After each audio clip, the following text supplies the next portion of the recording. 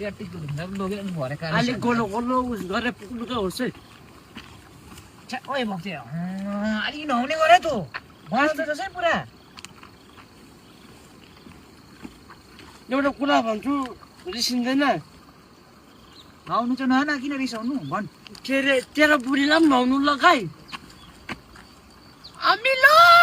खाना छ तेरो बुढीको काकी त आम्मामा यति साह्रो अमिलो कि खाना खाँदा पनि तिमीले तेरो बुढीको नि त्यो काकीको नाकमै हुन्छ अहिले पनि गन्दा अमिलो अमिलो अलि काकीहरू सफा गर्नु लाउनु बुहारीलाई के हो घाँटी भाउले टाटा लेदो बोकेर हिँड्छ कहाँ हुन्छ है त्यस्तो चाहिँ किन भन्दा अहिले पनि गरेर हेर्न बुहारी बङ बङ काकी गर्न त गरेको हुन्छ बुहारी छ्या म त सबै बुहारीको काकी सुन्दै नि जस्तो चाहिँ सुन्नु पर्दैन तेरो बुहारीको काकी कहिले पनि सुन्नु पर्दैन टाढैबाट गनाउँछ त्यतिको मैली छ बुढी चाहिँ बिहा गरिस् कस्तो गरिस् कुनै धुवासिनी टाइपको त्यति साह्रो मैले चाहिँ छैन मेरो बुढी सबै नै छ ल तँ भन्दा चाहिँ दाँत पनि निल्लै बोकालेर मामा भन्छ तेरो बुढीले फुनिन् चिया त खिच्छस् त मेरो बुढीले बनाएको चिया त खिच्छस् त लागिछु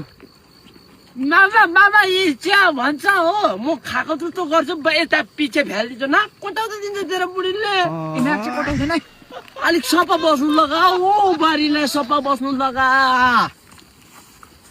झिन लाग्दैन कि क्या हो आफूलाई म त थुकिदिने यस्तो बुढी त